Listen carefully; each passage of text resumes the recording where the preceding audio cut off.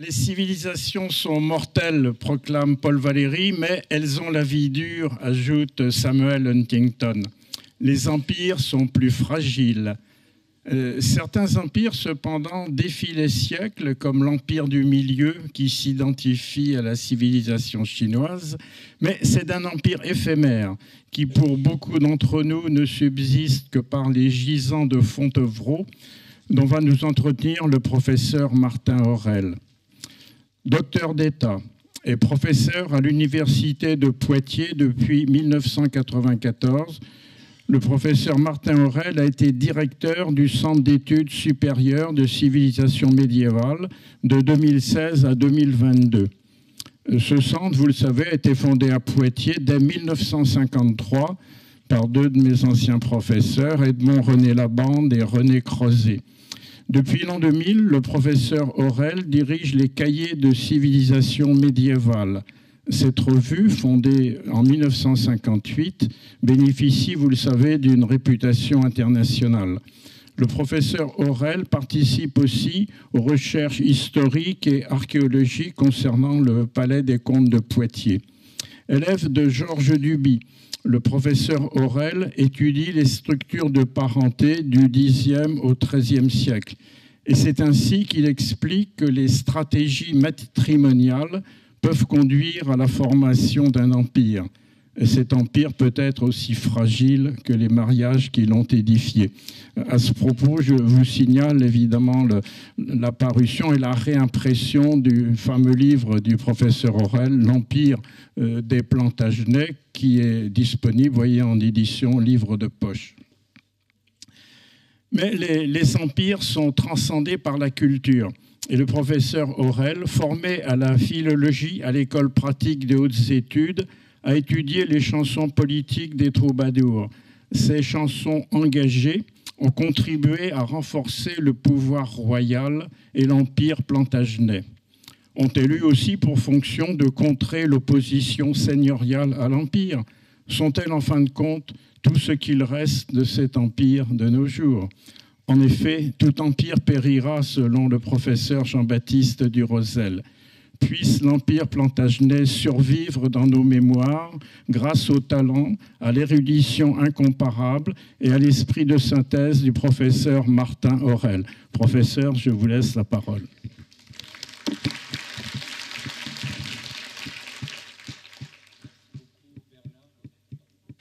Merci beaucoup Bernard, chers collègues, puisque vous êtes historien, pour cette belle présentation. Et merci à Samuel et à tous ceux qui travaillent pour que ces conférences soient possibles. Et merci à vous d'être là. Je suis très admiratif que vous consacriez votre temps à vous cultiver. J'espère en faire autant dans 2 ou 3 ans quand je serai à la retraite. C'est un très bel exemple pour moi. Donc l'empire plantagenet, le mot lui-même, pose un problème puisque cet empire, alors sur cette carte, il est en rouge, les couleurs de l'Angleterre, même si c'est plus compliqué que cela, face au bleu des Capétiens, du roi de France. Le terme lui-même pose problème, puisque imperium n'a jamais été employé au Moyen-Âge pour désigner cet espace, ces vastes conglomérats de principautés tout à fait différentes, hétéroclites, qui pendant des siècles se sont combattues les unes contre les autres. Eh bien, c'est donc autour d'une personne, Henri II, qui lui était fils d'une impératrice, on y reviendra, de Mathilde, Maude, l'empresse, comme on dit en ancien français, l'impératrice et elle était veuve de l'empereur romain germanique. Eh bien, c'est autour de Henri II, un Manceau, mais qui a épousé, bien entendu, Aliénor d'Aquitaine, créant le premier noyau territorial autour duquel vont s'adjoindre des principautés territoriales différentes. Eh bien, c'est sa personne, ou celle de sa famille, de sa maison, et le terme maison est important aussi, domus, le foyer, parce que là, nous sommes dans un empire qui est familial. Et c'est tout le côté très éphémère, mais en même temps aussi la solidité. Nous allons voir comment, dans la société médiévale, les seuls liens qui comptent, au fond, ce sont les liens familiaux, dynastiques. donc cet homme qui a réussi autour de lui, grâce à son mariage avec Aliénor, puis grâce à des conquêtes territoriales, à créer ce vaste espace, ce que vous avez en rouge foncé, c'est-à-dire l'Aquitaine, le domaine dont hérite Aliénor en juillet 1137, à la mort de son père, un pèlerinage à Compostelle. Non, c'est un peu plus tôt, pardon. C'est le 25 juin, c'est son mariage, puisque c'est le jour de la Saint-Jacques à Bordeaux, 1137, avec le roi Louis VII. Mais Aliénor divorce et elle l'épouse en seconde noces à 1152, à Poitiers même, Henri II. Donc elle apporte l'Aquitaine. Henri lui-même a obtenu le Maine et l'Anjou par ses parents et la Normandie par sa mère, l'impératrice. Et puis il se bat pour conquérir l'Angleterre, ce qu'il obtiendra un jour. Et ensuite il y a ces adjonctions, ces excroissances, le sud du pays de Galles.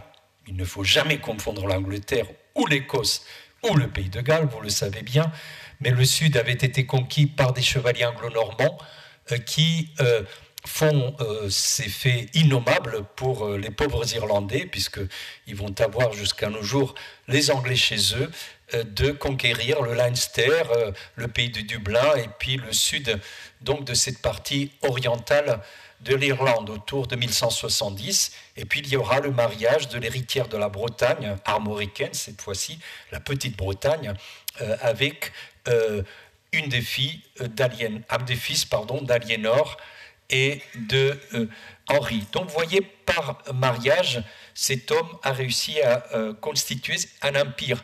Mais quand on voit la conscience qu'il a de ces territoires, et on peut le voir dans son sceau, les sceaux au Moyen-Âge ont un avers, un revers, et celui d'Henri II apparaît à l'avers sous forme de majesté, assis, l'épée de justice de Guéné, en pâle, comme on dit au Moyen-Âge, et puis aussi de sa main gauche, donc à destre pour nous, il porte l'orbe avec la croix, le monde avec la croix, et un oiseau, donc probablement de proie, avec lequel il pratique la chasse. Donc ce symbolisme aussi avec ses manteaux pourpres, qui est celui de la royauté, puis une couronne qui commence à n'être plus le diadème, mais la couronne à fleurons, telle qu'elle apparaît au XIIe siècle. Alors regardez donc sur cette image, Rex Anglorum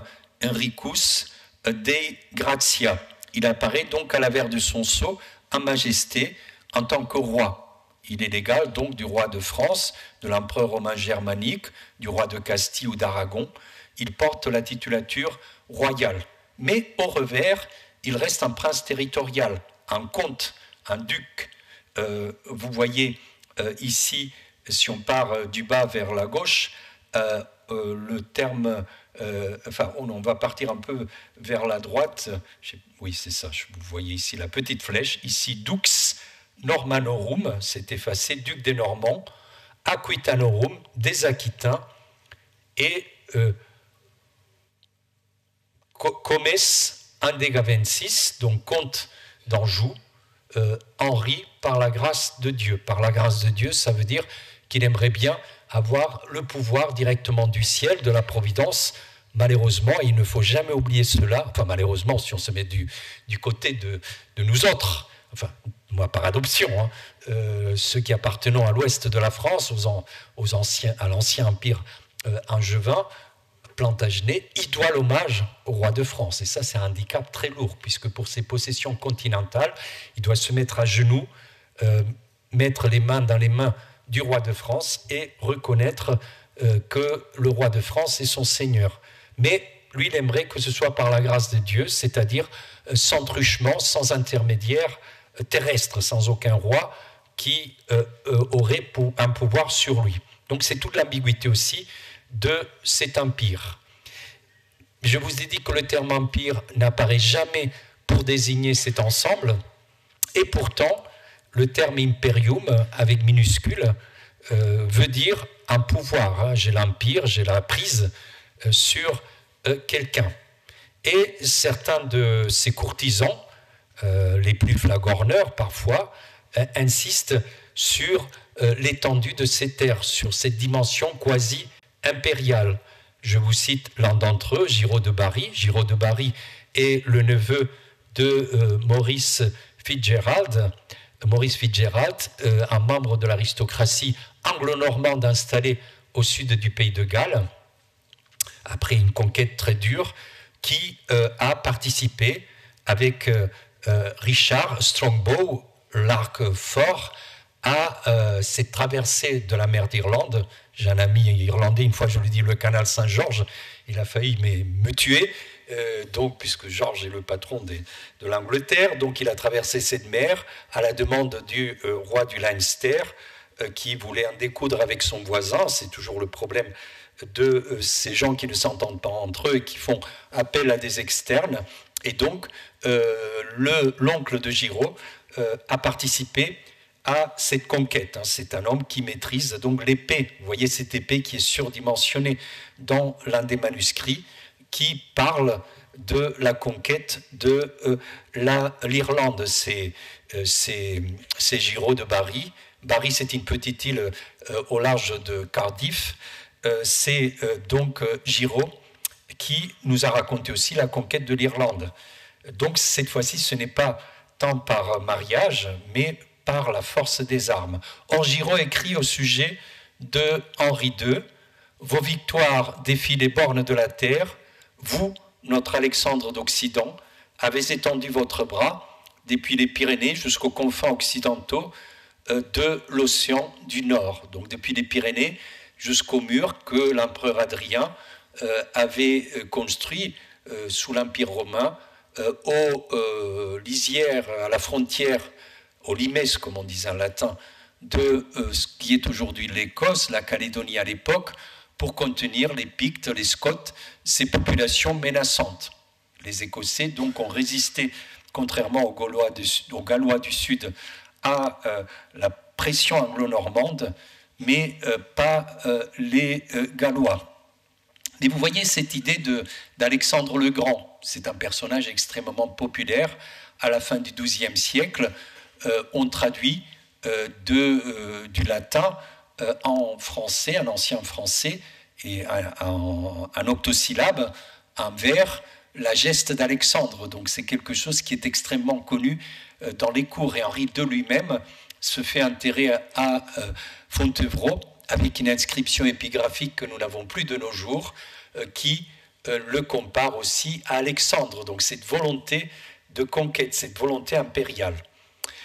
Autre texte, autant Giraud écrit en latin ou dicte en latin. Vasse, c'est un chevalier anglo-normand de l'île de Jersey, un chevalier devenu clerc, et qui lui écrit l'histoire d'Henri II et de ses ancêtres normands en français, ou en anglo-normand, c'est-à-dire le dialecte que l'on parlait en Angleterre et en Normandie. Voici ce qu'il dit.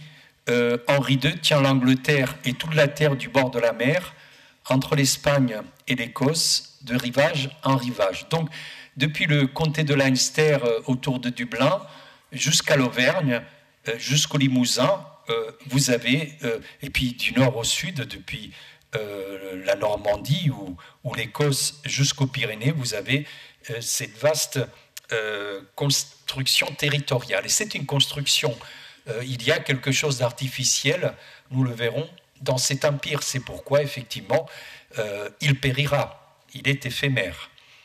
Alors, premier élément pour la construction de cet empire, c'est l'amour. Alors, est-ce que c'est de l'amour ou pas? Complexe. Est-ce qu'Aliénor et Henri II s'aimaient? En tout cas, ils ont eu 11 enfants. Donc, à certains moments, sans doute, il y a eu beaucoup d'amour. Mais c'est aussi dans ces familles princières, le mariage a une grande portée politique, vous vous en doutez, et c'est grâce à une stratégie matrimoniale avisée que les Plantagenets ont réussi à constituer cet empire. Alors d'abord, le mot Plantagenet. Wace, ce clerc anglo-normand dont je viens de vous parler, Wace, mais c'est absurde de le prononcer à l'anglaise, puisque, comme je vous ai dit, ces gens parlaient en Angleterre un dialecte français de la langue d'Oï, l'anglo-normand. Eh bien, Wace est le premier à nous dire pourquoi on appelle le père d'Henri II, Geoffroy Plantagenet, on l'appelle Plantagenet. Et il dit tout le contraire de ce que l'on lit parfois dans les ouvrages de basse vulgarisation. Ce n'est pas du tout parce qu'il portait une branche de genêt dans son bonnet phrygien que vous voyez dans la plaque émaillée qui était sur son tombeau à la cathédrale Saint-Julien du Mans. Mais on l'appelait Plantagenet, vous dites Wace ou Wace, parce qu'il aimait beaucoup la chasse. Il aimait tellement la chasse qu'il interdisait aux paysans de défricher les forêts, et donc il plantait des genêts, des plantes sauvages. Donc c'est cette passion synégétique qui explique ce terme, celui qui plante des genêts. Et vous avez aussi sa représentation. Je suis obsédé par les épées, mais c'est mon dernier livre, mon avant-dernier, porte sur les épées, l'imaginaire de l'épée, mais c'est vrai que c'est très important dans les représentations politiques médiévales. Vous voyez ces personnages dont l'évêque, à l'époque l'évêque du Mans, a rédigé cette inscription que l'on voit à peine autour de cette plaque émaillée. Je vous la traduis. Par ton épée, le terme latin c'est ens, prince, la foule des pillards est mise en fuite, et par ta paix vigilante, le repos est donné aux églises. Donc c'est cette justice, la force de cet homme, et puis c'est la paix. Ça précède l'amour, bien sûr, parce que cet homme a réussi à rendre le comté d'Anjou, le grand Anjou, avec le Maine extrêmement fort, et il est mort le 1er septembre 1151, d'accidents, mais par définition d'accidents bêtes, mais les accidents sont toujours bêtes, c'est-à-dire que c'était le mois de septembre, il revenait de Paris, où son fils Henri avait changé pour la première fois un regard avec la reine de France, Aliénor d'Aquitaine, et Henri avait prêté l'hommage pour la Normandie, pour l'Anjou et pour le Maine au roi Louis VII, au mari d'Aliénor, et du côté de Val-de-Loire, il a voulu prendre un bain et hydrocution, et il en est mort donc quelques jours après. Or, cet homme avait lui-même réussi un mariage extrêmement fructueux, un mariage qui lui avait apporté la Normandie et des droits sur l'Angleterre. Vous avez une représentation très tardive de cette femme qui est exceptionnelle, peut-être aussi exceptionnelle qu'Aliénor, mais contrairement à Aliénor, elle n'a pas réussi à voir l'Angleterre, elle n'a pu garder que la Normandie, puisque son cousin germain, Étienne de Blois, lui a damé le pion. L'Angleterre à l'époque était sans doute moins ouverte que le royaume de Castille, où Urraca avait réussi à devenir reine, puisque ici les hommes se sont opposés à l'intronisation de la seule fille du roi d'Angleterre, mort en 1135, l'impératrice Mathilde. Et Mathilde n'a pas donc pu, en dépit d'une longue guerre succession, prendre le trône d'Angleterre. Elle épouse le 17 juin 1128 un jeune homme qui a 10 ans de moins que lui, Geoffroy Plantagenet, dont vous venez de voir la plaque mortuaire, et elle-même est déjà veuve de l'empereur romain germanique, et au moment du mariage, le même jour, Geoffroy reçoit l'épée, il est adoubé au Mans. Et le Mans, c'est la ville, non pas de son père, mais de sa mère, Éramburge, et lui-même donc réussit à constituer ce qu'on appelle le Grand Anjou, entre le Maine et l'Anjou, un héritage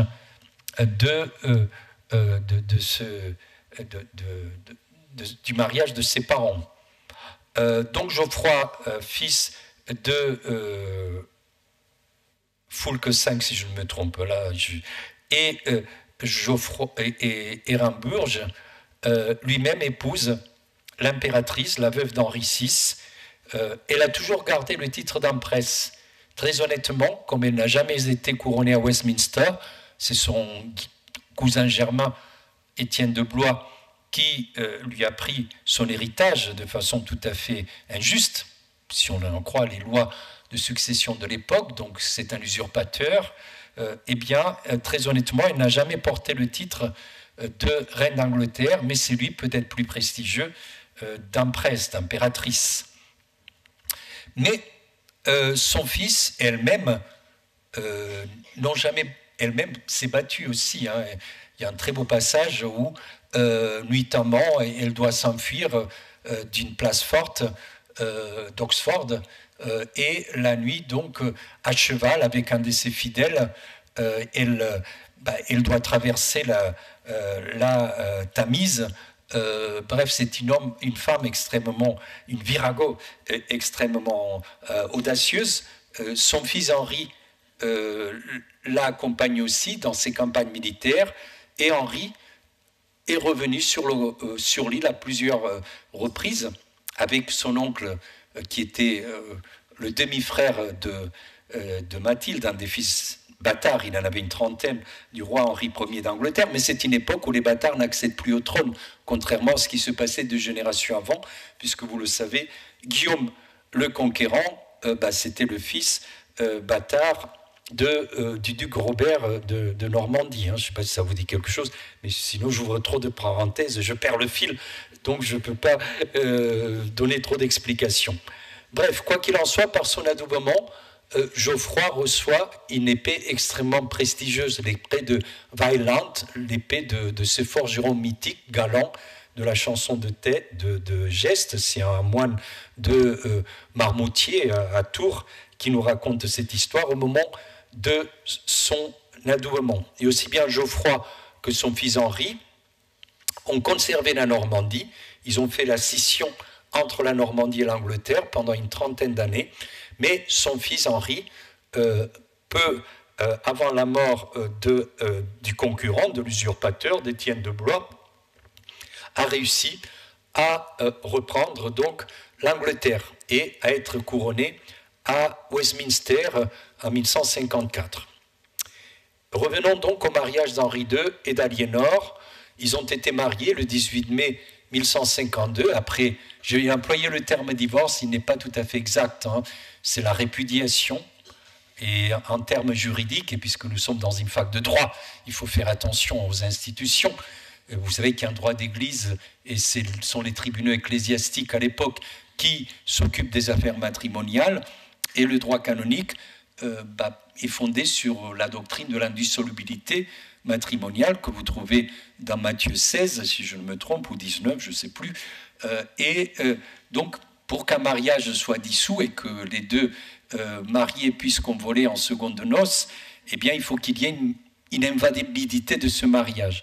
Et le mariage d'Aliénor et de Louis VII a été constaté invalide par les évêques réunis à Beaugency, sous prétexte de consanguinité, parce qu'ils étaient cousins. Mais bon, cousins au 6e et au 5e degré du compute germanique, canonique, c'est exactement les mêmes degrés de parenté que Henri II et Aliénor d'Aquitaine ont au moment de leur mariage, puisque dans ces familles royales, on s'est joué encore, Innocent III, autour de 1215, au concile de Latran IV, mettra de l'ordre, mais jusqu'alors, ils savent jouer sur les interdits de parenté pour divorcer quand ils le veulent. Donc cette femme, cette grande dame, poitevine en plus, Aliénor épouse Henri II.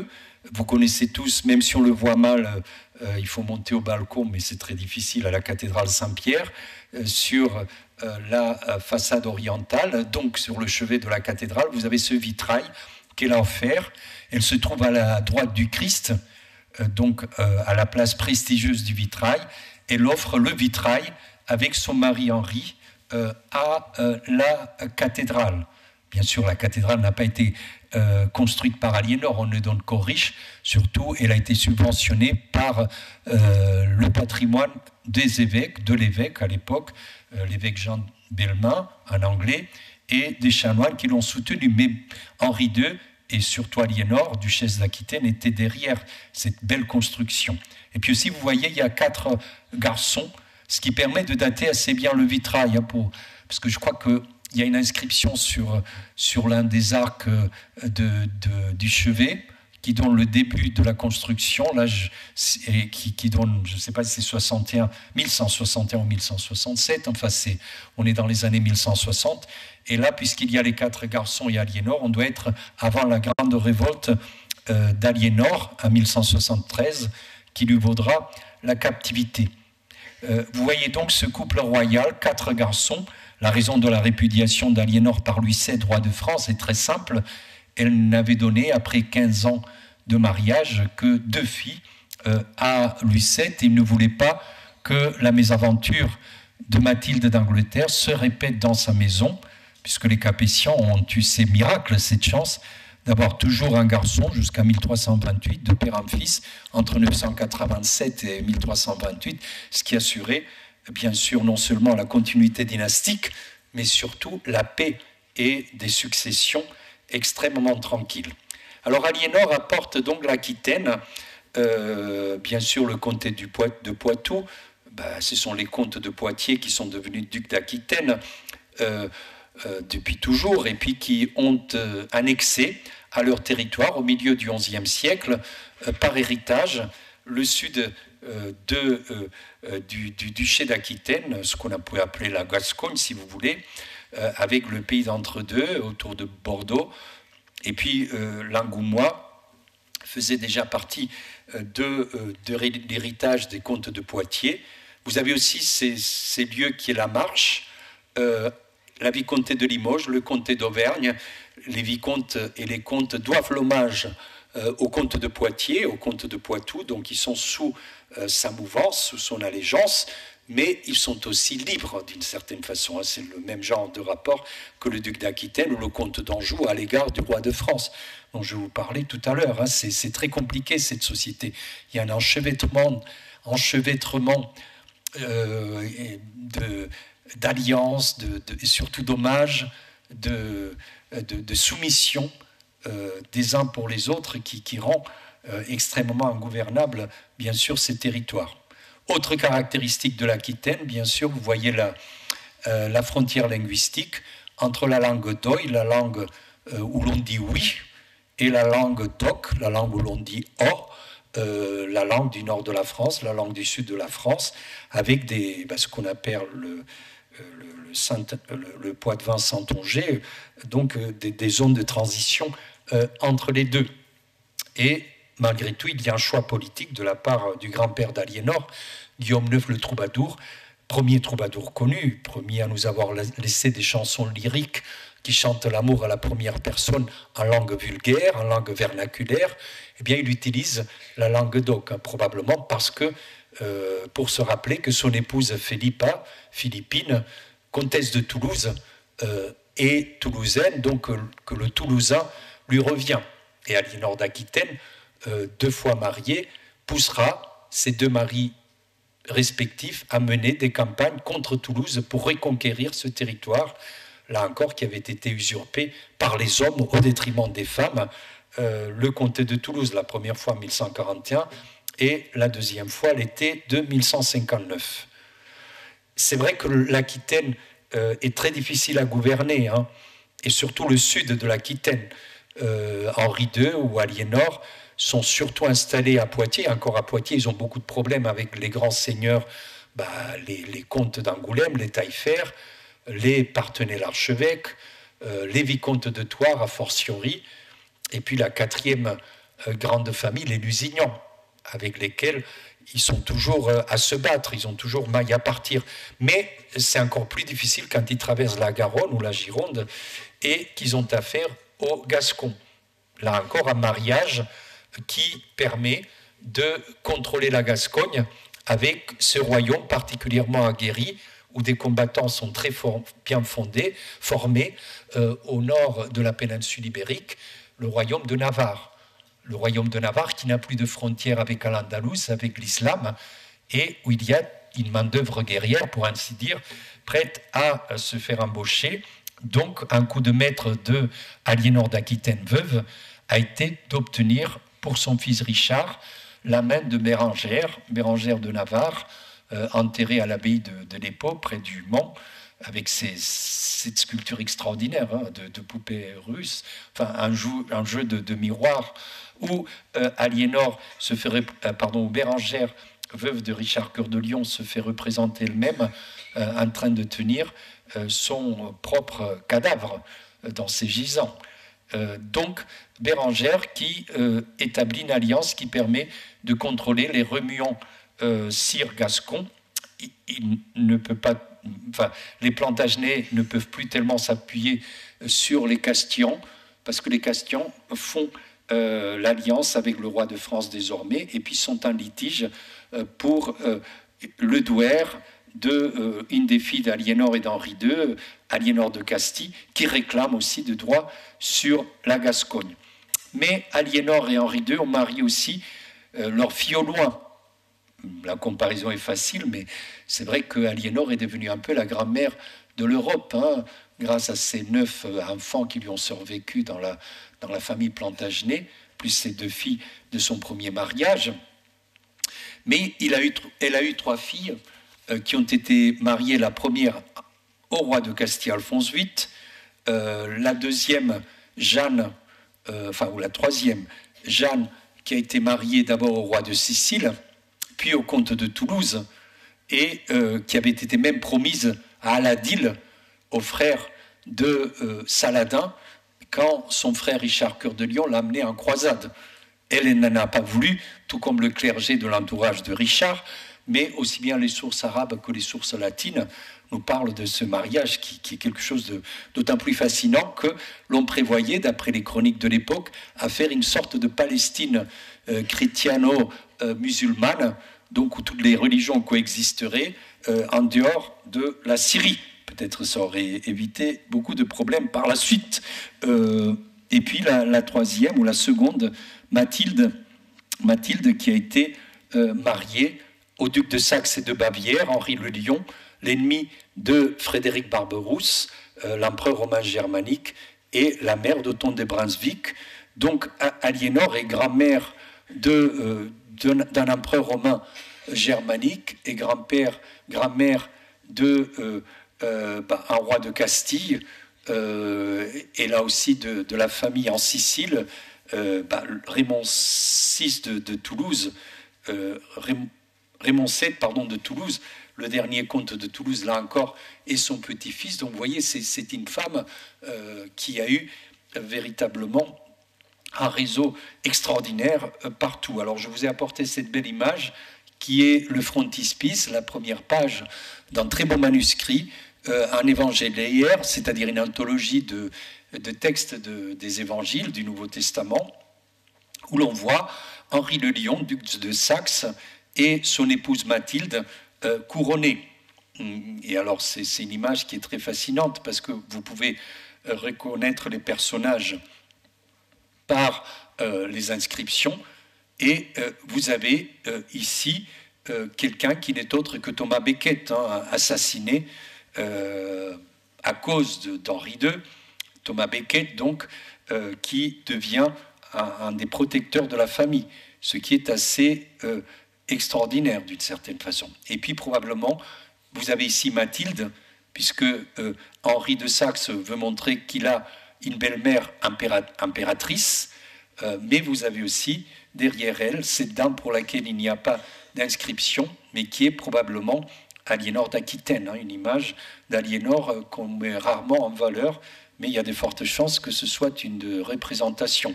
Et là encore, ces personnages qui ne sont pas empereurs voudraient l'être, puisqu'ils reprennent ce thème iconographique qui apparaît depuis les Ottonides au moins, du couronnement par Dieu, et non pas par les hommes, de l'empereur, les mains de Dieu qui descendent du ciel et qui couronnent le couple impérial. Ici, ce ne sont que de ducs, de très grands ducs, de ducs de Saxe et de Bavière, mais pas des empereurs.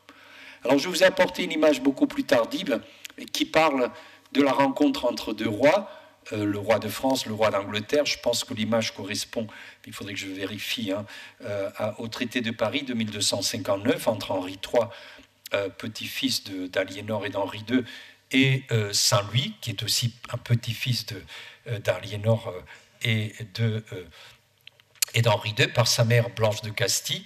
Mais vous voyez aussi le traité qui est couché par écrit à droite, les mains qui ont été dégantées, soit pour l'accolade, soit pour le baiser sur la bouche qui entérine l'union, qui entérine le pacte, mais il y a aussi, bien sûr, derrière ce pacte, un mariage, sans quoi le pacte, l'alliance ne peut pas tenir.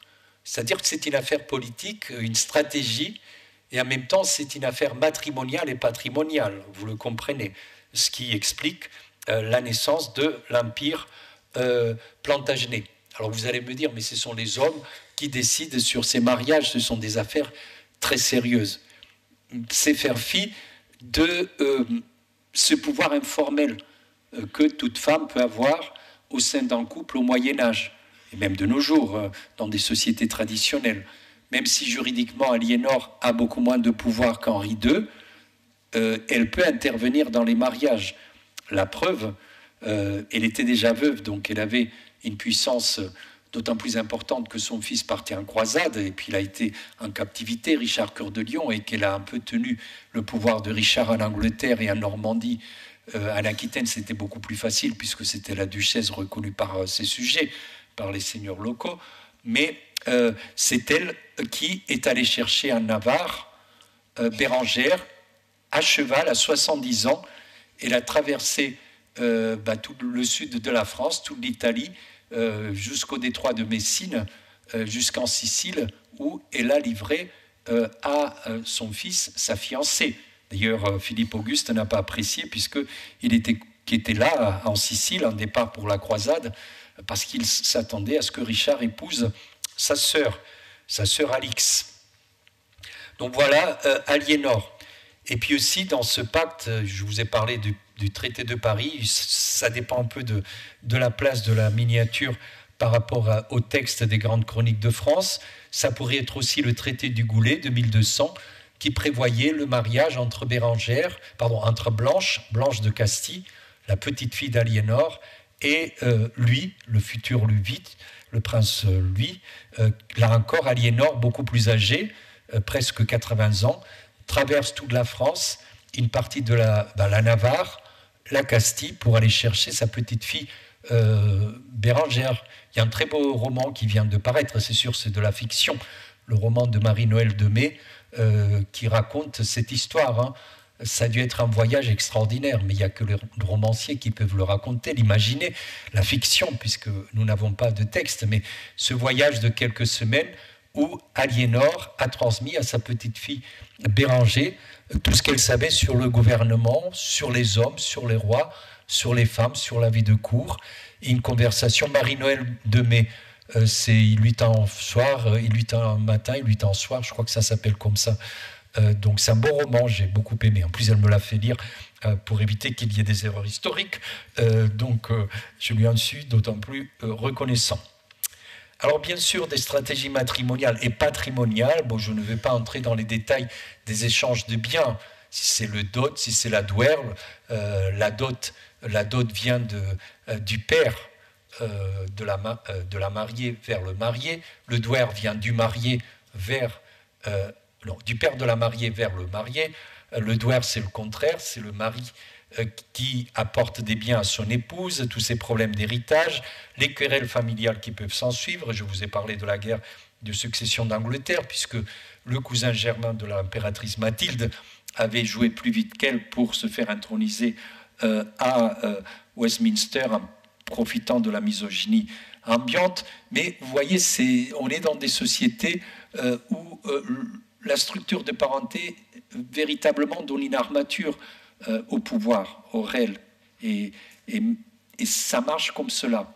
Et dès qu'il y a une déchirure familiale, eh bien là, c'est fini. Et c'est pourquoi l'Empire plantagenet n'a pas tenu, puisque la famille Plantagenet, c'est une famille d'Atrides où les uns se combattent contre les autres. C'est la haine à la maison, c'est la déchirure familiale, c'est que nous allons voir dans une seconde partie. Alors pourquoi cette famille ?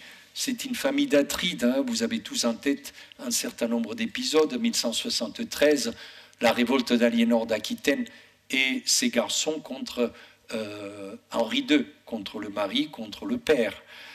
Vous avez aussi la traîtrise de Jean Santerre contre son frère, Richard Cœur de Lion, parti en croisade.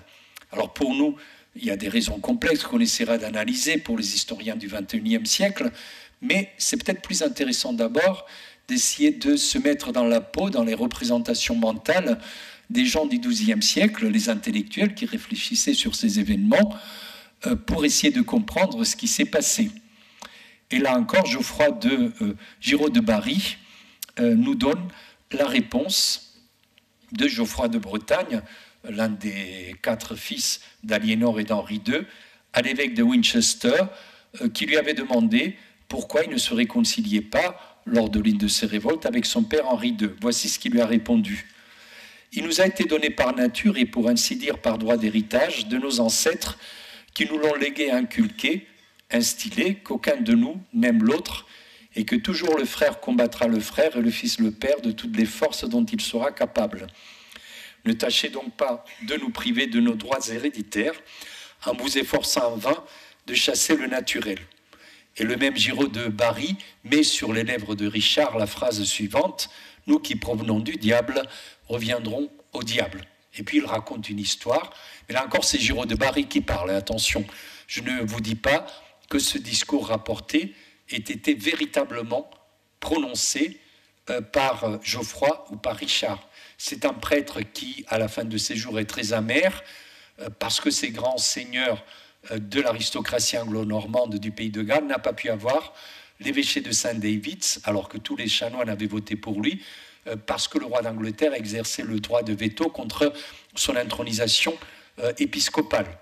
Donc cet homme met cela sur les lèvres des Plantagenets, mais il raconte ensuite l'anecdote suivante. Il y avait un jour une ancêtre des Plantagenets, qui est à l'origine de la fécondité de la famille, qui n'acceptait jamais d'assister à la messe alors que son mari le lui demandait. Un jour, son mari lui impose d'assister à la messe, et elle la fait tenir par 2 chevaliers, et au moment de la consécration, elle ne supporte pas cela, elle s'évanouit dans les airs, elle devient donc une déesse ou une diablesse aérienne. Ça vous rappelle quelque chose, puisque c'est la famille de Lusignan qui, quelques siècles plus tard, récupère la légende. Bien sûr, c'est un mythe très ancien, hein, ce sont les déesses fondatrices de grandes familles de héros. Un héros est à moitié dieu, à moitié homme. Eh bien, c'est la famille de Lusignan, avec Mélusine, qui récupère cette histoire. Mais cette histoire, la première fois qu'on la retrouve, n'est pas propre aux Lusignans, mais au roi d'Angleterre, au Plantagenet. Alors là encore, je reste au XIIe siècle avec ce que ces gens disaient. C'est important de se mettre dans la peau des gens, parce que nous avons une perception. Écoutez ce qu'on vous dit de nos jours sur n'importe quel événement politique. Vous allumez la radio, la réforme des retraites, la guerre d'Ukraine, etc. C'est toujours très intéressant. Mais dans un siècle, les historiens qui se pencheront sur ces événements, ils tiendront un tout autre discours probablement. Et pourtant, il nous faut respecter ce que disent les gens des périodes qui nous intéressent. Ici, Gauthier Map, un ami de Giraud de Bary à la cour d'Henri II, le roi gouvernait ses territoires à la façon d'un bon père de famille dirigeant un seul foyer.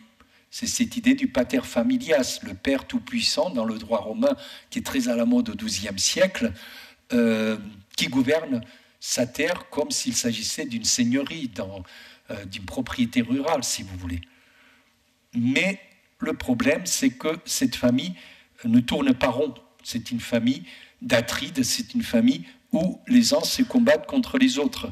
Richard Devizes, un clerc anglais, qui ne parle pas comme Gauthier Map d'une famille très organisée autour du père, mais qui parle plutôt de la confuse maison d'Œdipe, le mythe d'Œdipe, la famille des Atrides, les gens connaissent aussi. On est dans une période de renaissance du droit romain, je viens de vous en parler, pour le système dotal par exemple.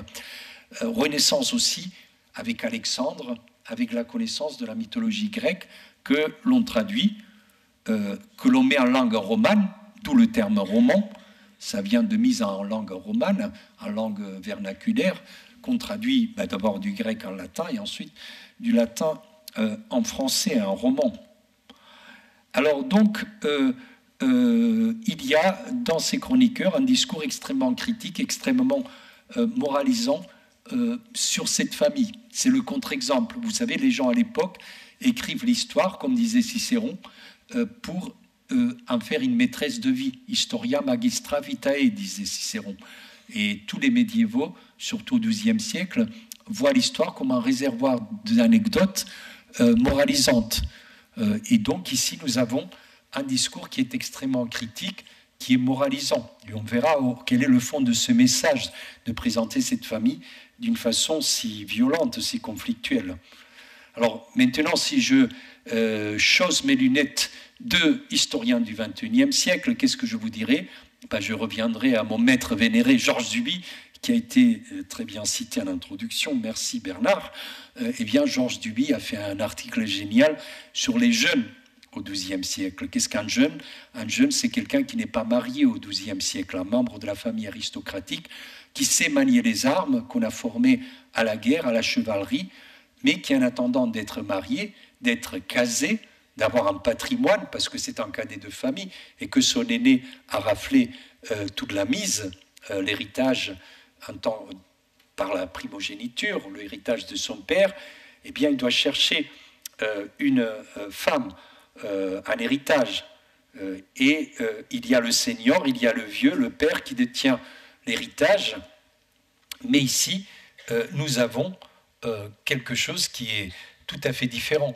Il y a beaucoup de garçons, enfin, quelque chose, justement, oui, il y a un aîné, bien sûr, Henri le Jeune, dans la famille Plantagenet, mais il y a 3 autres garçons, Geoffroy, enfin, il y a eu Guillaume qui est mort à l'âge de 3 ans, mais il y a Geoffroy, il y a Richard, et il y a Jean Santerre, enfin, par l'ordre, Richard d'abord, Geoffroy et Jean. Geoffroy, on lui a trouvé l'héritière de la Bretagne, on l'a casé.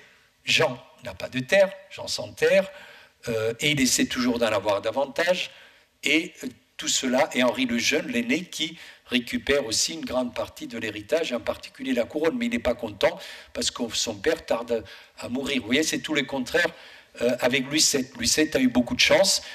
Il a dû s'y prendre à 3 fois, 3 mariages, mais à la fin, il n'a eu qu'un seul garçon, Philippe Auguste. D'ailleurs, il ne s'appelait pas Auguste avant la bataille de Bouvines de 1214. On l'appelait Dieudonné. C'était un cadeau de Dieu, donné par Dieu.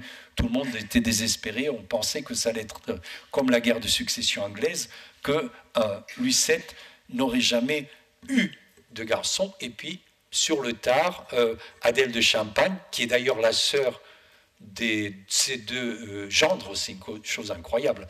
La famille de Champagne à Blois, qui a fait cette grosse alliance, triple alliance par mariage avec Louis VII, eh bien, finalement, ça donnait le garçon tant attendu, mais un seul garçon.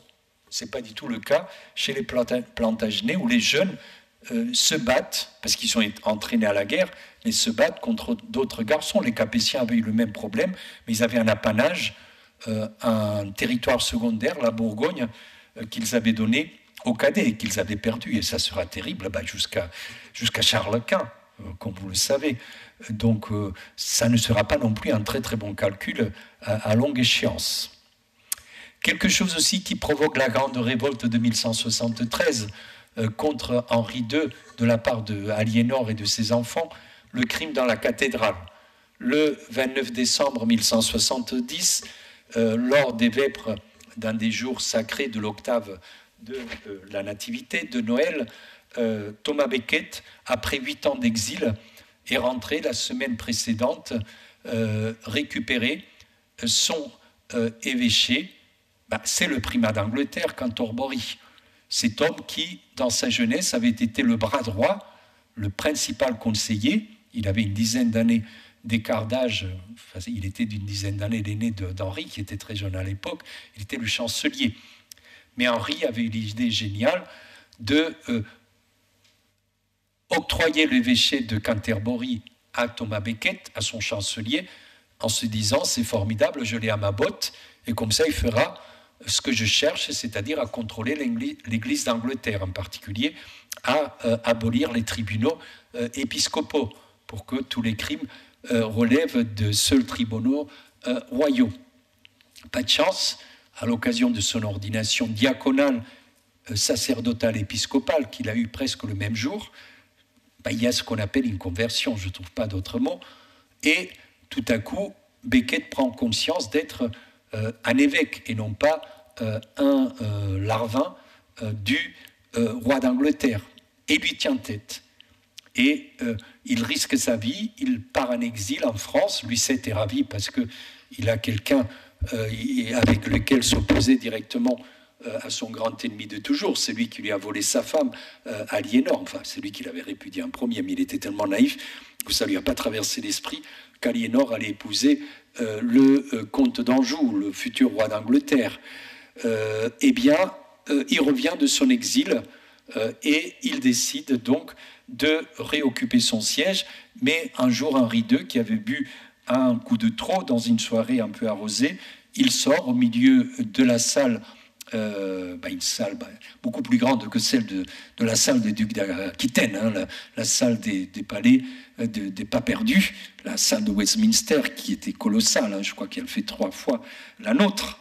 Eh bien, il dit, mais est-ce que j'aurais pas quelqu'un de fidèle dans mon entourage pour me débarrasser de ce roturier de rien du tout? C'est cette haine aussi de classe qui est très marquée, hein. C'est un aristocrate qui méprise quelqu'un dont les pères sont des marchands qui ont très bien réussi à Londres, les parents, mais qu'il méprise profondément, peut-être parce que son amitié s'est transformée dans une haine impeccable. Effectivement, il y a 4 chevaliers qui le prennent au pied de la lettre, qui avaient d'autant plus à se faire pardonner que pendant la guerre civile, la guerre de succession, ils étaient partisans du roi Étienne de Blois contre la mère de Henri II, Mathilde, mais bon, après il y avait eu l'amnistie, on avait réconcilié tout le monde après l'intronisation d'Henri, mais ils ont fait de la surenchère et ils ont écrasé à coups d'épée donc la tête parce qu'il y avait la tonsure, et la tonsure c'est la couronne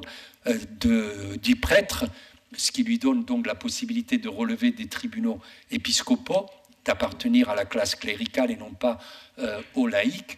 Et puis aussi, c'est la couronne, c'est le sacerdoce royal qui distancie donc les laïcs, les prêtres des laïcs. Donc, c'est un crime qui est extrêmement ritualisé d'une certaine façon. Et puis, il est récupéré, bien sûr, par son entourage d'une façon tout à fait profonde sur le plan théologique, puisque vous voyez ici, dans cette représentation, alors ce sont des chasses reliquaires avec des très beaux émaux. Où est-ce qu'on fait les émaux à l'époque? Comme celui que je vous ai montré au début, hein, la plaque mortuaire de Geoffroy Plantagenet. Logiquement, il y a un savoir-faire qui s'est perpétué encore de nos jours dans la porcelaine. On fait cela à Limoges. Eh bien, ici, vous voyez, il est en train d'apposer ses mains au moment de l'épiclèse, je crois, de la consécration sur l'autel, sur le vin, sur le calice. Il est en train de célébrer la messe. Pourquoi? Parce que la messe, c'est le sacrifice du Christ en croix et c'est la représentation, le prêtre devient le Christ qui meurt par la séparation de son corps et de son sang, et Becket est tué à ces moments-là. Donc c'est une image christique que l'on veut donner de lui, mais en fait toutes les sources concordent. Becket n'a pas été tué pendant la messe, le matin, à l'aube, mais le soir, en disant l'office de vêpres. Ce qu'il y a, c'est que tout le peuple était là pour chanter les vêpres avec lui, et qu'on a vu en direct à côté de l'autel ce crime atroce. Donc tout le monde s'est précipité sur le corps qu'on n'a pas lavé, parce que le sang du martyr suffisait pour laver ce corps et pour qu'il aille en paradis, au paradis. Et donc on a mouillé avec des tissus son sang qu'on a mis dans ces chasses reliquaires. On en a une 40aine actuellement dans des musées d'Occident, d'Europe. Alors donc, cet homme avait été le précepteur dans sa jeunesse des 4, enfin peut-être pas de Jean qui était trop jeune à l'époque, mais des 3 garçons de Henri II, qu'il aimait beaucoup. Hein. Ils avaient pour précepteur, pour maître d'armes, pour tout ce qui était militaire, le grand Guillaume le Maréchal. Guillaume le Maréchal qui a fait ses premières armes tout près d'ici, puisque les Lusignans ont attaqué un cortège. Donc Guillaume le Maréchal, c'est un chevalier extraordinaire. Là encore, si vous voulez lire un livre qui se lit comme un roman, mais qui est un vrai livre d'histoire, c'est le livre de Georges Duby, Guillaume le Maréchal, le meilleur chevalier du monde. Guillaume le Maréchal, à quelques encablures d'ici, du côté de Lusignan, enfin quelques kilomètres, accompagné, quand il était tout jeune, son oncle Patrice de Salisbury, qui devenait le sénéchal du Poitou, avec la reine Aliénor, qui allait vers Poitiers, et il a été attaqué donc par les Lusignans, qui ont tué de dos son oncle. Donc pour lui c'était terrible, son oncle auquel il devait tout, c'est lui qui assurait sa formation chevaleresque, et lui-même a été blessé. Aliénor a payé la rançon pour le récupérer, et l'a fait enterrer à grands frais à Saint-Hilaire Patrice, et depuis lors elle a été extrêmement reconnaissante à Guillaume le Maréchal, et à la mort d'Aliénor, il devient même le régent d'Angleterre, hein, à la mort de Jean Santerre aussi, en 1215, puisque Jean Santerre, s'il a réussi quelque chose dans sa vie, c'est sa sortie 1216, parce que tout le monde était contre lui, mais en mourant à temps, il y avait le bébé, il y avait Henri III qu'on pouvait manipuler, surtout si on était un aristocrate anglais à l'époque de la Grande Charte, et donc ça fait l'unité de l'Angleterre autour d'Henri III, mais Jean était universellement détesté. Donc ces garçons ont été formés au militaire par Guillaume le Maréchal, à l'intellectuel par les clercs de l'entourage de Thomas, un homme extrêmement élégant, et extrêmement beau parleur, brillant en société, un abbé un peu de salon, hein, très mondain, avant sa conversion, où là il change complètement de vie. Une vie pénitente, il porte le cilice, il jeûne régulièrement, il se dévoue à sa tâche pastorale. Donc là, on voit que ces personnages ont beaucoup impressionné. Et Henri II a été catastrophé.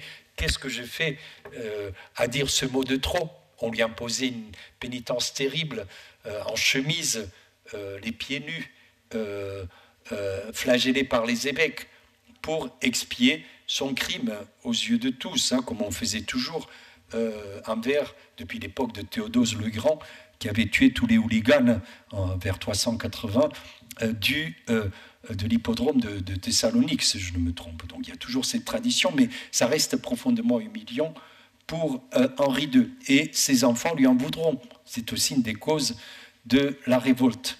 D'ailleurs, ce qui a déclenché le retour d'exil de Thomas Becket, c'est le couronnement en vie du roi Henri II, du roi jeune, Henri le Jeune. Et en l'absence de l'archevêque de Canterbury, dans quelques mois, on va nous casser les oreilles. Enfin, je respecte bien sûr les rituels anciens qui se perpétuent, mais c'est le prince Charles que je ne peux pas supporter. Mais on aura donc droit à tous les actes de Westminster. Voilà, ça sera le couronnement royal, mais bon, ça remonte à très très loin. Et ça va être très beau sans doute, une belle mise en scène. Ici, ce qui est intéressant, c'est que Henri le Jeune est sacré du vivant de son père, comme faisaient les Capétiens, et pour beaucoup de gens, ça a été un renversement de l'ordre. Vous voyez ici, dans la vignette de droite de cette fille de Thomas Becket, comment le roi vieux, Henri le Jeune, sert à table, Henri II, le roi vieux, sert à table le roi jeune. C'est un renversement de rôle inadmissible. Et ce qui a donné, pense-t-on au Moyen-Âge, la grosse tête, comme disent mes étudiants, ses chevilles ont gonflé, donc Henri le Jeune ne se sentait plus, et il avait d'autant plus de raisons pour prendre les armes. Mais Thomas Becket a pris prétexte, de ne pas avoir été convié à cet acte. L'archevêque de Canterbury aurait dû opérer le sacre, l'onction royale. Becket est revenu sur l'île et au bout d'un mois, il a été assassiné. Alors Becket, donc, c'est un peu l'ombre portée de la malédiction de cette obscure, de cette confuse maison d'Œdipe, et les Capétiens, bien sûr, font de la propagande, Louis VII et son entourage, pour dire que Becket est derrière l'échec des Plantagenets. Justement, en 1179, c'était la première fois depuis Louis d'Outre-mer, depuis le Xe siècle, qu'un roi de France traversait la Manche. C'est rien traverser la Manche entre Barfleur et Portsmouth, Southampton ou Portsmouth. Vous avez quoi? Vous avez 200 km, 210 km à tout casser. Et vous avez des bateaux qu'on appelle en latin escanas, hein, c'est un mot d'origine vieux norrois, un bateau viking à rame et à la voile avec une cinquantaine de rameurs, en 3 ou 4 heures, enfin, peut-être j'exagère, mais bon, allez, 7 ou 8 heures, je n'ai jamais essayé, vous faites de la traversée, vous voyez.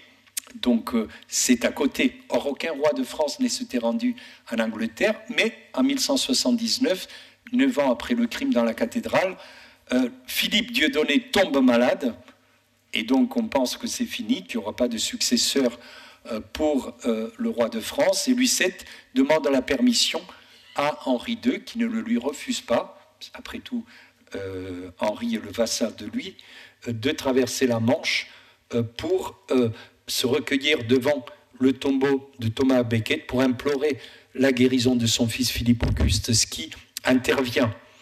Et un des turiféraires, un des clercs flagorneurs de la cour de Philippe Auguste, Guillaume le Breton, dit que Becket préserva Philippe afin d'extirper la race des sanguinaires parricides. Un autre chroniqueur de la cour de Philippe Auguste, Rigord, Philippe, roi des Francs, que le Seigneur pour venger. Alors le terme venger rame mal le latin ultio ou vindicta. Hein. C'est une vengeance, punition, mais c'est une vengeance, oui, qui remet de l'ordre et qui punit le coupable. C'est pas comme nous, quelque chose qui est le fruit de...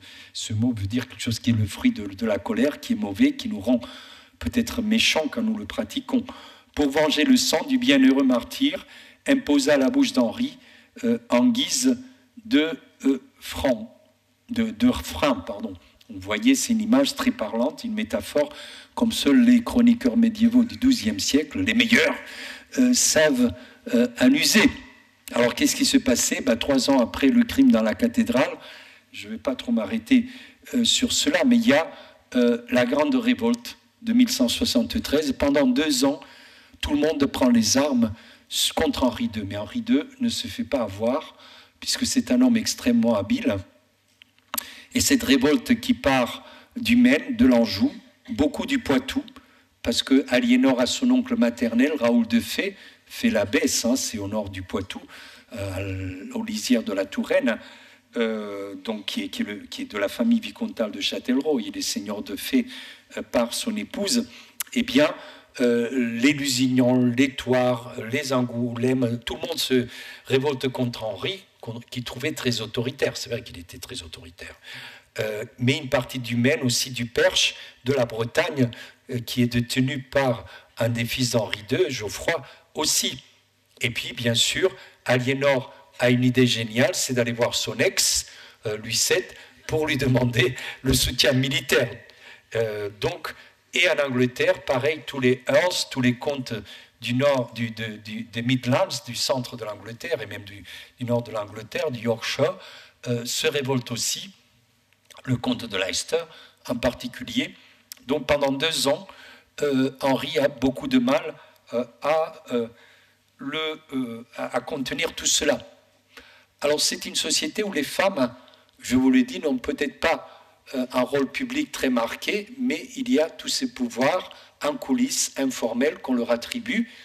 Et c'est pourquoi l'abbé du Mont-Saint-Michel, Robert de Torigny, qui tient une chronique d'une précision extraordinaire, hein, c'est une source merveilleuse, eh bien Robert de Torigny a même tenu sur les fonds baptismaux, avec le cardinal Henri et avec l'évêque d'Avranches, Mathilde, au moment du baptême, hein, eh bien, il dit Aliénor aliéna ses fils à Henri. Bon, je change un peu la traduction pour insister sur le jeu de mots, mais c'est vrai que les gens de son temps ont vu Aliénor comme celle qui tenait les ficelles, et les autres, c'était des marionnettes. Hein. Donc c'est cette image, là encore il faut se mettre dans la peau de ceux qui tiennent la plume au XIIe siècle, de ces clercs qui ont un hypotexte, pour parler de façon pédante, comme font mes collègues, enfin ils ne sont pas pédants, hein, ils sont très compétents de l'autre côté du bâtiment, mes collègues de lettres, un hypotexte, c'est-à-dire ils ont toujours un texte auquel ils se réfèrent, c'est le texte avec lequel ils ont appris le latin, c'est la Vulgate, c'est la Bible, c'est les livres historiques de l'Ancien Testament. Et qu'est-ce qu'ils ont dans l'Ancien Testament ? Il y a Ève qui tend la paume à Adam et pour qu'il commette le péché originel, mais c'est toujours la femme qui commence. C'est Jézabel qui arrange un assassinat pour que le roi d'Israël, ou le roi de Juda, je ne me souviens plus, puisse récupérer une vigne, la vigne de Nemrod, si je ne me trompe. Et donc, les moines insistent sur le rôle d'Aliénor, parlent de ses machinations, de ses intrigues. Femme fort avisée, née d'une noble lignée, mais instable, vous dit ce moine de Christchurch à Canterbury. C'est intéressant parce qu'il y a aussi une femme qui joue un rôle pendant la révolte. Tout cela, la révolte est très bien décrite par quelqu'un qui devrait nous être très familier, Jordan Fantôme, parce qu'il a eu l'idée géniale de quitter le sud de l'Angleterre, dont il était originaire, pour faire les études où ? Évidemment à Poitiers, qui était, comme toujours, une grande université. Enfin, à l'époque, c'était l'école cathédrale, un grand centre intellectuel, où vous avez ici un texte qui représente le maître par excellence, l'évêque de Poitiers, Gilbert de la Porée. Le pauvre Gilbert, il a eu maille à partir avec Bernard. Bernard était un mystique extraordinaire, une âme sans doute très proche de Dieu. Alors là, pour les relations humaines, c'était un très très mauvais coucheur. Et donc il a voulu la peau d'Abélard, le pauvre, mais de Gilbert de la Porée aussi, soi-disant parce qu'il était nominaliste et qu'il aurait formulé des hérésies antitrinitaires. Bref, c'était un esprit trop subtil pour Bernard, qui était tout noir ou tout blanc. Eh bien, vous voyez dans cette représentation de l'enseignement de ce grand maître, Gilbert, évêque de Poitiers, en bas, vous avez Yves de Chartres au centre, mais à gauche, tous les trois sont déjà tonsurés, sont des jeunes clercs, Jordanus Phantasma, donc Jordan fantôme qui est venu à Poitiers pour faire ses études. Donc il revient et au lieu de se consacrer à des choses honnêtes, à des choses hautes, intellectuellement pures et déconnectées du réel, donc à chaque fois je passe ma vie maintenant, je jette l'éponge, expliquer aux gens pourquoi l'histoire c'est important, pourquoi la littérature c'est important, enfin pourquoi l'art c'est important, mais Dieu merci, vous êtes là et ça me rassure, ça montre que je ne fais pas un métier pour une société de sauvages ou une société de technocrates. Eh bien, Jordan le pauvre, il a été saisi par la technocratie, il a dû faire de l'administration, mais enfin les universitaires aussi. Nous passons notre vie à diriger des centres de recherche ou à faire des gros projets pour Erasmus Mundus ou je ne sais pas quoi, donc pour envoyer aux technocrates européens pour... Bref, tout ça pour vous dire que Jordan, au lieu de se consacrer à ce qui est sérieux dans la vie, la théologie par exemple, eh bien, il est devenu un des conseillers de Henri II, un des scribouillards de sa cour, et il nous a raconté, en ancien français, en anglo-normand,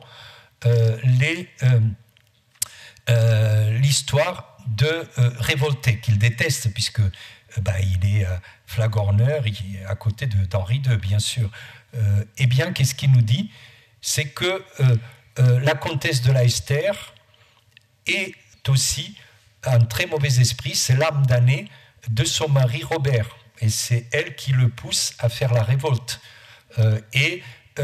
Finalement, elle prend Pétronie de Grandmesnil, cette Normande transférée en Angleterre, elle prend la parole au milieu d'une assemblée d'hommes, ou un conseil de guerre, qu'est-ce qu'elle a à faire là ? Donc Jordan trouve ça très bizarre.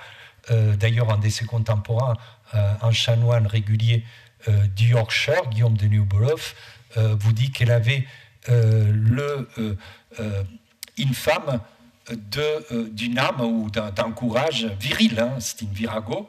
Eh bien, elle prend la parole et elle dit « Les Anglais sont de gros vantards, donc qui ne savent, elle est les Normandes, elle est anglo-normande, guerroyer, mais seulement boire de la bière dans des grands nappes et se gaver. Donc elle est normande, donc elle goûte du vin plus souvent que les Anglais, et elle pousse donc son mari, anglo-normand aussi, à se battre contre Henri, contre les Anglais. Et donc, là encore, pourquoi je vous ai utilisé, vous voyez pourquoi je vous parle de Perroni, hein, de Petroni, pour vous montrer que nous avons affaire donc à une sorte, dans la mentalité commune, à des femmes qui ont outrepassé leurs droits et qui se sont mêlées de guerre. D'autant plus qu'Aliénor, au moment de s'enfuir, quand elle a vu au bout de 2 ans que la révolte ne tenait pas, même au bout d'1 an, qu'est-ce qu'elle a fait? Elle a voulu rejoindre son ex-mari, partir pour Paris, mais là, eh bien, elle s'est travestie. Et là encore, Guillaume de Newbeloff vous dit « Aliénor cum mutata veste muliebri ». Je vous ai dit que la Bible était le texte par excellence de ces chroniqueurs. Aliénor, alors qu'elle avait transformé son apparence avec une robe, enfin qu'elle avait abandonné la robe féminine, voici ce qui dit le livre du Deutéronome, hein, qui punit de lapidation l'homosexualité, que la femme ne soit pas habillée du vêtement masculin. Et c'est pratiquement, enfin en tout cas virili, vesté, muliebri, vous voyez, c'est de façon inconsciente le même texte qui apparaît dans la tête de Guillaume. Alors Petroni, toujours elle, au conseil de guerre, où l'on se révolte contre Henri, je vous donne le texte en ancien français, enfin c'est de l'anglo-normand, il est assez difficile à lire. Cuens, c'est le comte de Leicester, fut de grande puissance, mais trop fut de courage jeune d'enfance, mais il eut un courage qui était trop audacieux, trop jeune, qui était puéril, qui était un courage d'enfant. Vous voyez toujours cette idée de la jeunesse. C'est un des leitmotifs du livre de Jordan Fantôme d'ailleurs. Fait armer sa femme, porter écu et lance dans sa grande folie.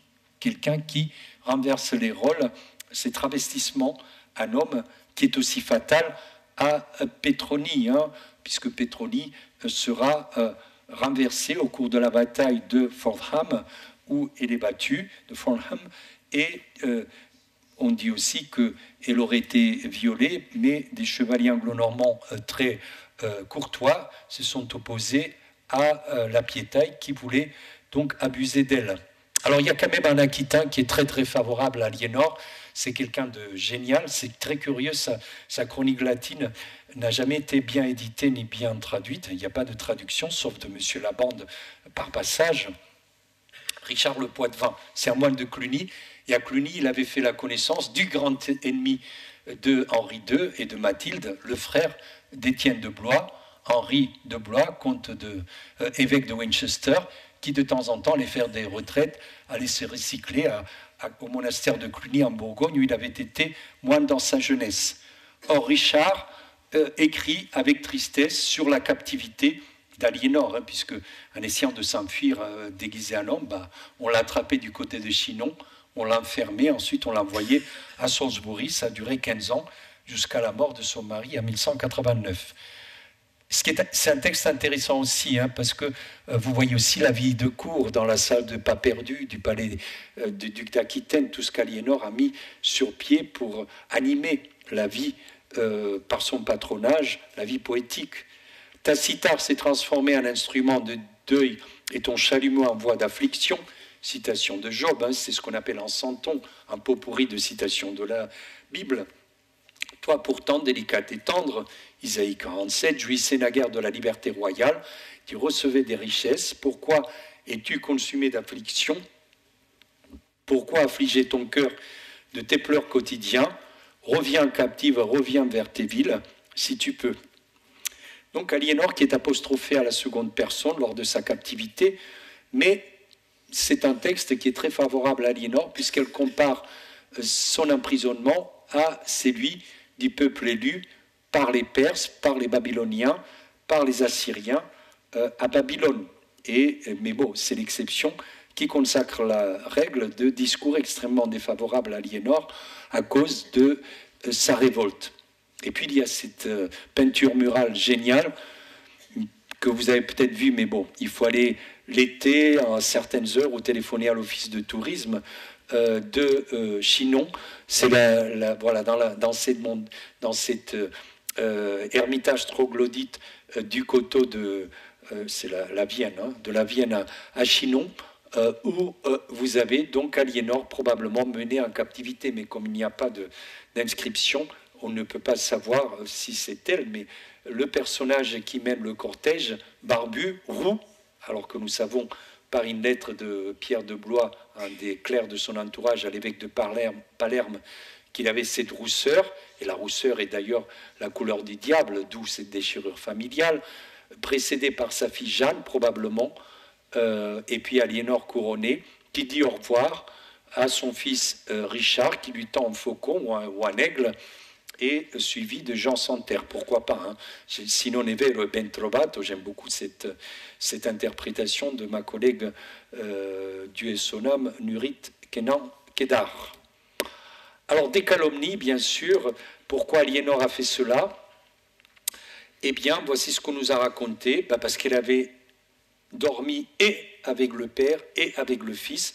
Inceste du second type, c'est une calomnie, bien sûr, innommable, mais ce sont les amers ou les rigolos qui veulent toujours qui tueraient leur mère pour un mot bien tourné, pour une anecdote rigolote, comme Gauthier Map, qui dit Aliénor, reine des Francs, épouse du très pieux lui, jeta ses yeux incestueux sur Henri, fils de Mathilde, ayant manigancé un divorce injuste, alors qu'elle s'est fait répudier parce qu'elle n'avait pas de garçon, mais seulement des filles, elle l'épousa en privé, bah oui, sotto voce mezza voce, hein, comme dans l'ère de la calomnie de l'opéra. En privé, elle était pourtant réputée d'avoir fait participer Geoffroy, père d'Henri, du lit de lui. C'est pourquoi on présume que leurs rejetons furent interceptés dans leur montée vers les hauteurs pour être réduits à néant. Et bon, c'est presque méchant de ma part, c'est presque tuer le père, et j'ai dit que... Mais c'est vrai que Georges Duby s'est trompé quand il a pris ce texte au pied de la lettre. Parce qu'il... Vous voyez, nous aussi, on a des préjugés, nous autres historiens du XXIe siècle. Je suivais le séminaire de Georges Duby au Collège de France, et au même moment, Georges Duby, où il écrivait ses dames du XIIe siècle, suivait aussi les séminaires où discutait dans les couloirs avec une grande anthropologue, celle qui avait succédé Claude Lévi-Strauss, Françoise Héritier, qui écrivait son livre sur l'inceste du second type, qui est tabou dans toutes les sociétés, où un homme et son fils possèdent la même femme. Et donc Duby dit, ça y est, j'ai trouvé, moi aussi au Moyen-Âge, parce qu'on était fasciné à l'époque par les modèles ethnologiques, anthropologiques, mais il s'est trompé. Hein.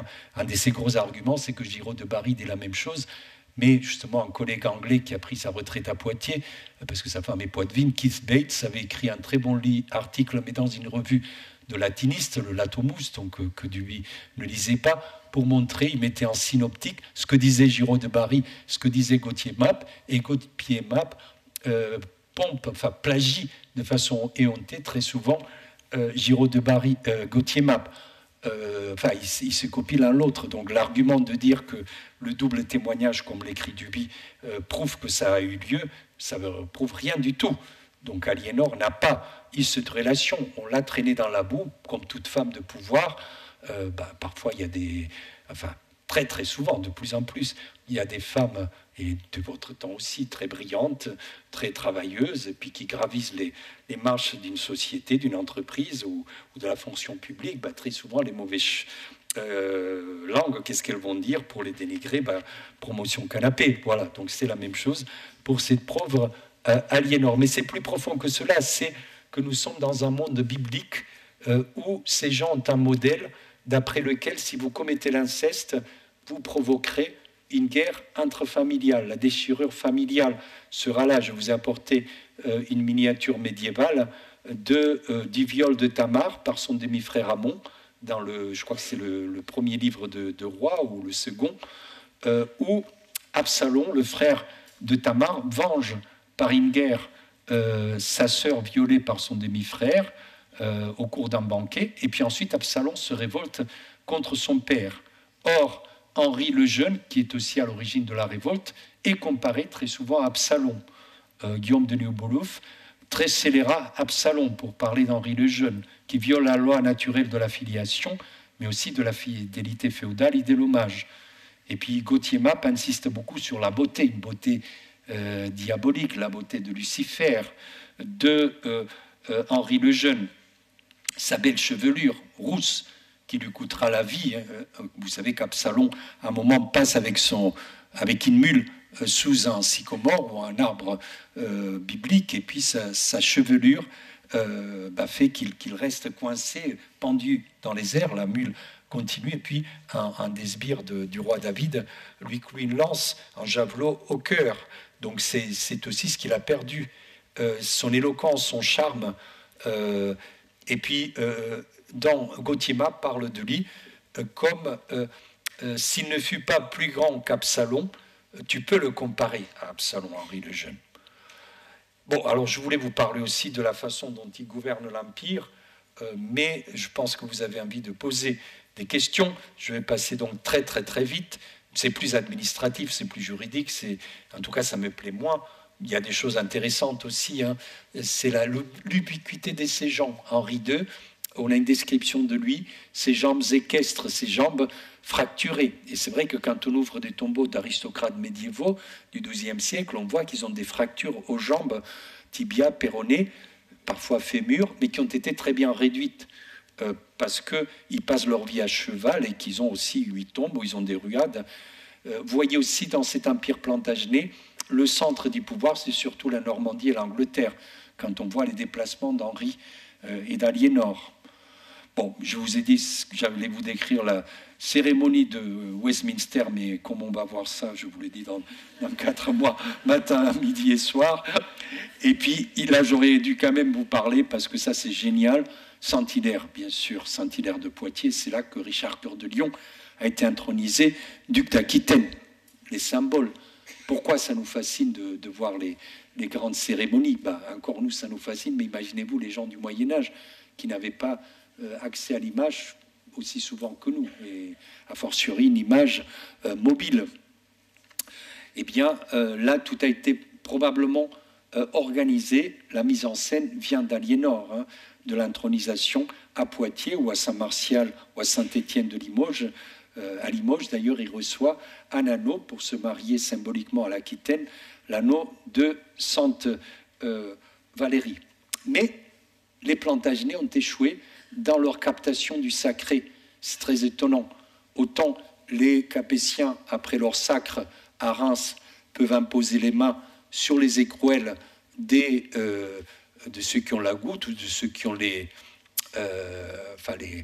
écrouelles, oui, et les guérir, autant ça ne marche pas avec les Plantagenets.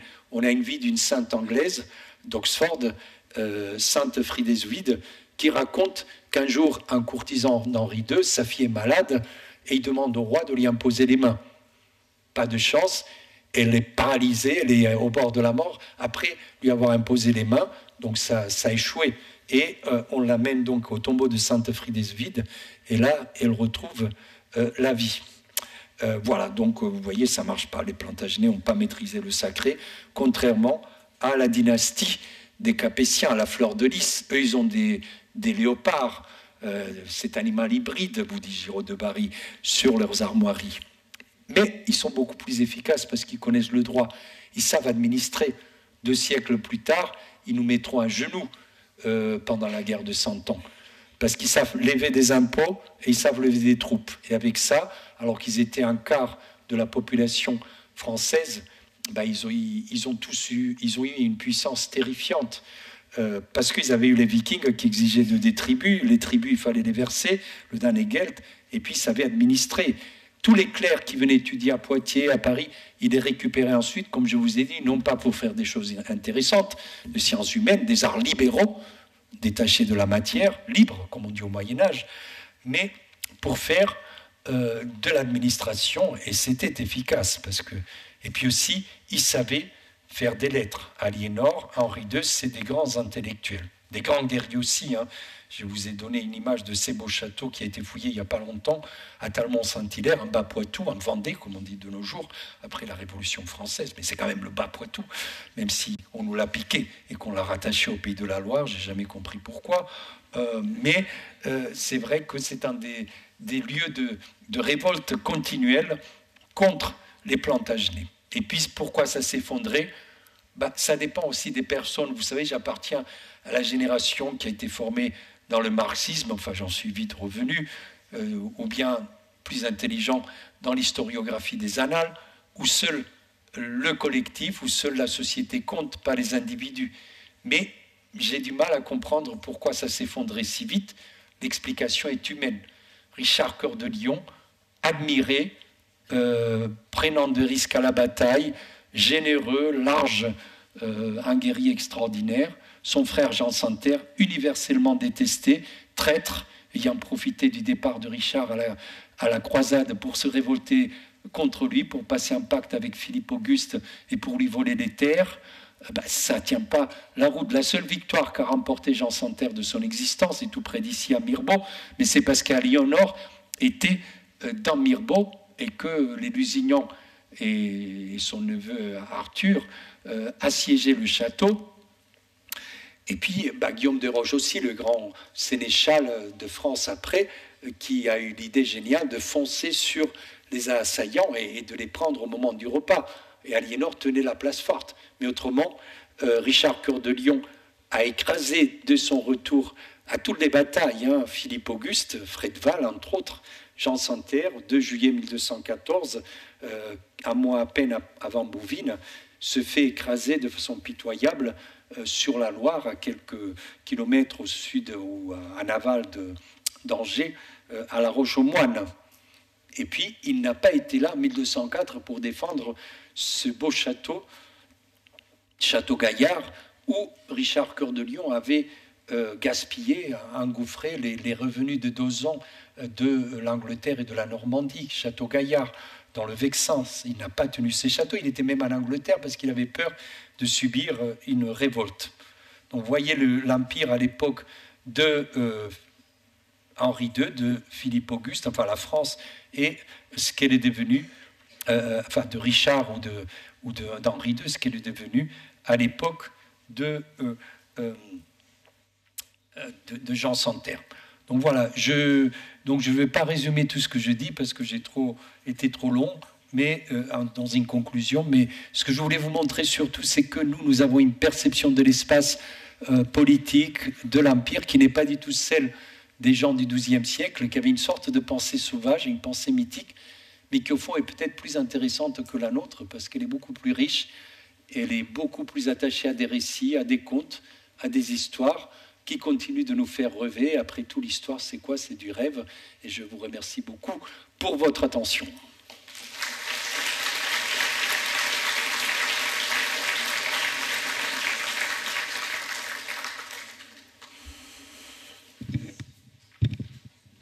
C'est le moment des questions.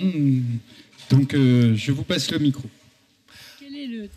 Quel est le titre du le titre du livre de Marie-Noël Demey Je crois que c'est Il eut un soir, il eut un matin. Donc c'est tiré du livre de la Genèse. Marie-Noël Demey.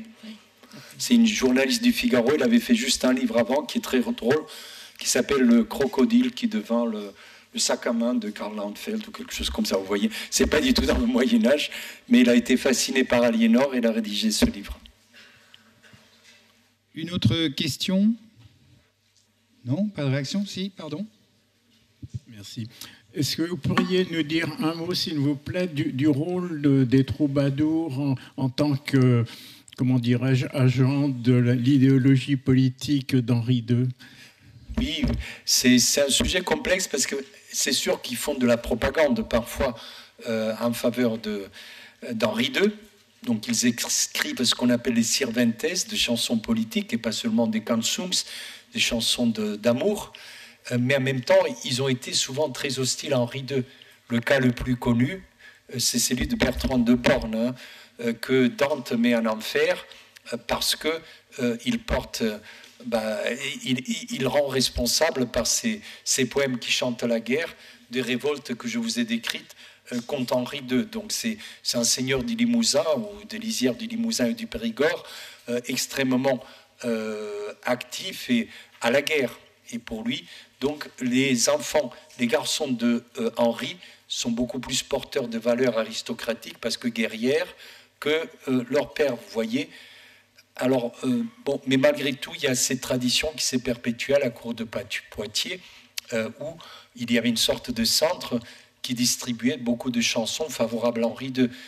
Nous n'avons pas beaucoup conservé, hein, parce que vous savez, ces chansons sont éphémères, c'est pas comme les chansons d'amour qui parlent des thèmes universels qui traversent les âges. Là, c'est de la politique très très pointue, événementielle, et on a peu de poèmes en faveur d'Henri II.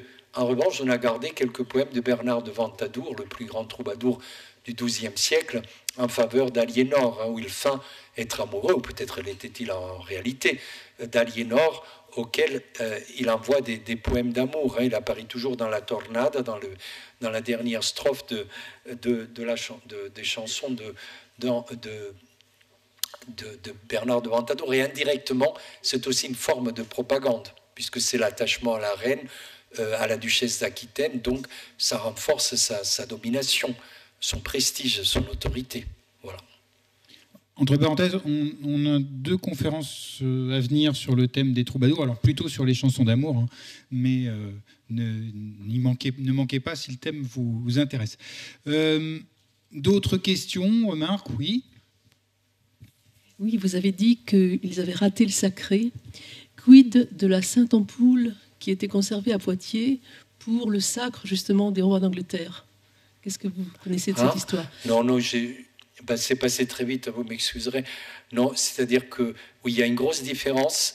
Vous savez que très habilement, le roi de France, à partir du IXe siècle, à partir d'un archevêque de Reims qui s'appelle Ingmar, forge la légende de la Sainte Ampoule, la fiole qui était tombée du ciel au moment du baptême de Clovis. Et cette fiole a un crème, c'est pas tout à fait l'huile des catéchumènes, un crème qui serait produit par miracle, qu'on conserve non pas à la cathédrale de Reims, où a lieu le sacre royal du Capétien, enfin avant du Carolingien, mais à Saint-Rémy, à une abbaye, l'abbaye de Saint-Rémy de Reims, qui avait baptisé Clovis, et on la porte en procession depuis Saint-Rémy au palais du Thau, au palais épiscopal, puis ensuite à la cathédrale de Reims, au moment où arrivent aussi les régalias, les objets du sacre, le sceptre, la main de justice, l'épée, la couronne, qui elles sont conservées tout près de Paris, au monastère de Saint-Denis. Alors c'est donc un crème et qui se reproduit, et puis on prend quelques gouttes et on met dans de l'huile des catéchumènes, ou dans le crème, parce qu'il y a un débat entre les théologiens au XIIe siècle pour savoir si le sacre est en sacrement ou juste en sacramental, c'est-à-dire si le sacre est un des 7 sacrements que les théologiens définissent de façon nette et précise au 7e siècle, ou pas.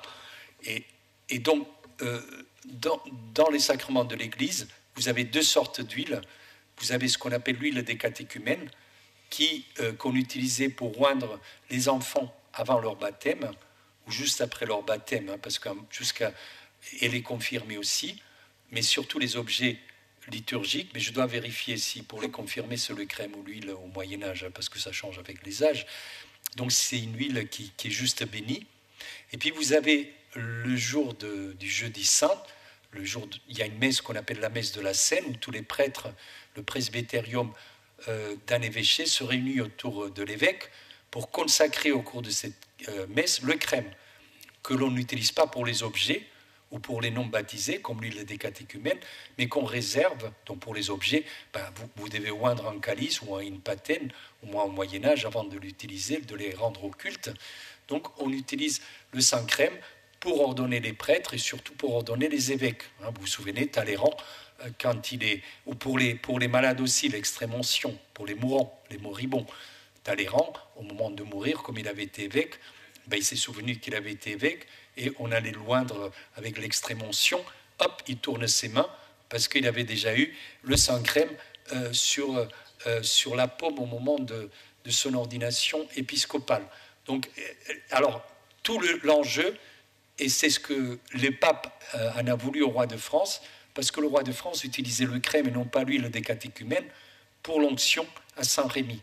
Alors que le roi d'Angleterre, plus soumis, disait « Non, non, moi, avec l'huile de catéchumène, ça me suffit ».